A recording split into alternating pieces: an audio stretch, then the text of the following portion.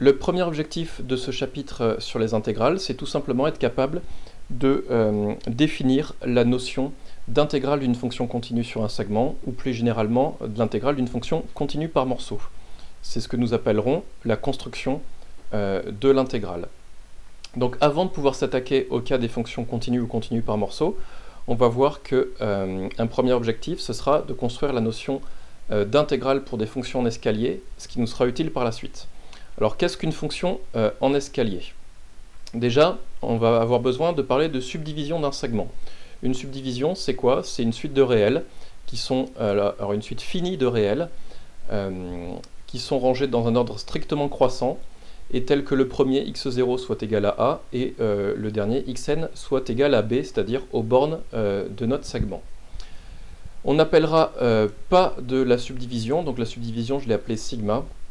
On n'appellera pas de la subdivision le maximum entre les nombres xi plus 1 moins xi.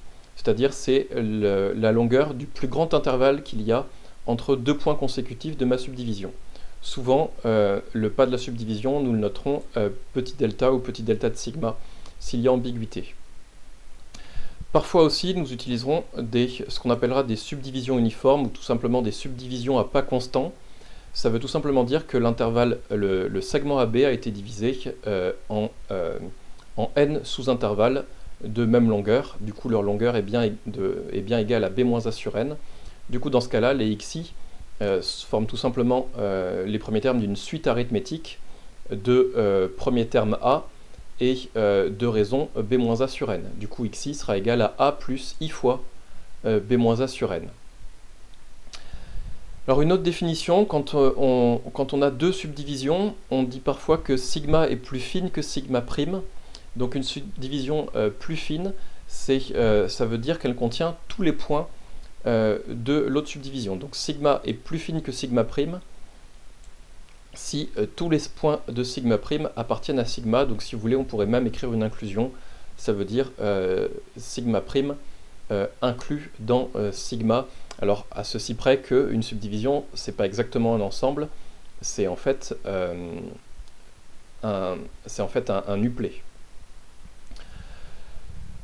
Maintenant qu'on a vu cette notion de subdivision, on va pouvoir parler de fonction en escalier. Donc une fonction f définie sur le segment AB est dite en escalier s'il existe une subdivision telle que f soit constante sur chaque intervalle de la forme xi plus 1, sur chaque intervalle ouvert de la forme xi plus 1.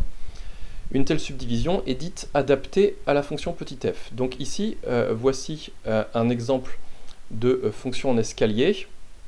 Donc ici, j'ai pris une subdivision de mon intervalle constitué de 1, 2, 3, 4 points.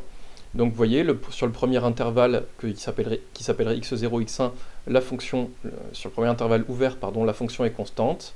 Sur le deuxième intervalle ouvert, la fonction est constante. Et sur le troisième intervalle ouvert, la fonction est constante. Et vous noterez qu'il n'y a aucune condition sur la valeur des f de xi. Là, en l'occurrence, vous voyez que ici, il s'avère que j'ai fait un cas particulier pour ce deuxième point qui s'appellerait x2, où en fait f de x2 est aussi égal à la valeur constante de f sur tout cet intervalle, mais comme vous voyez sur les autres points, ce n'est nullement nécessaire. Alors on connaît déjà des fonctions de ce type-là, c'est la fonction partie entière. Une remarque sur les fonctions en escalier, c'est que toute fonction en escalier sur un segment est nécessairement bornée, puisqu'elle ne prend qu'un nombre fini de valeurs. Remarque numéro 2, si sigma est une subdivision adaptée à une fonction en escalier petit f, alors toute subdivision plus fine que sigma est également adaptée à f. Là, vous voyez, j'ai pris une subdivision, donc ma subdivision qui était constituée de ces 4 points ici, que j'ai ramené en abscisse. La subdivision constituée de ces 4 points était adaptée à ma fonction.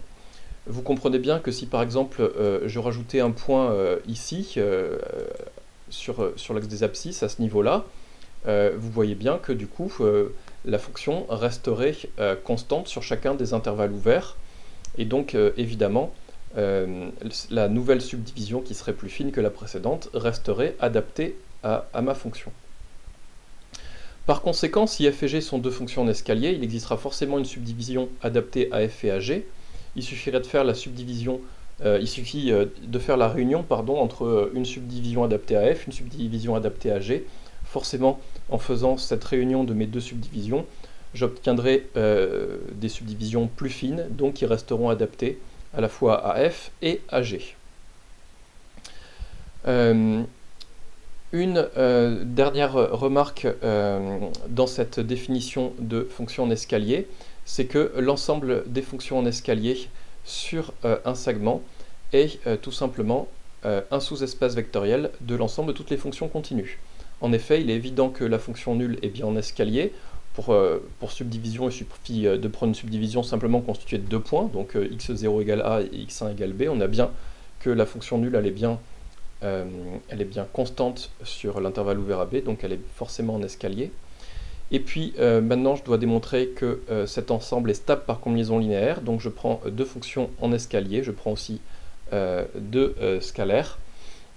Je prends une subdivision qui soit adaptée à la fois à f et g, ce qui veut dire que du coup, sur chaque intervalle ouvert de la forme xi plus 1, chacune de mes deux fonctions f et g sont nécessairement constantes. Du coup, évidemment, la fonction alpha f plus bêta g sera aussi constante sur chacun des intervalles ouverts xi plus 1. Donc on a bien démontré que si f et g sont deux fonctions en escalier sur le segment AB, alors alpha f plus bêta g le sera également. Donc là, on a défini la notion de fonction en escalier, et on a vu les premières propriétés à connaître sur les fonctions en escalier. Dans la vidéo qui suit, on va définir la notion d'intégrale d'une fonction en escalier.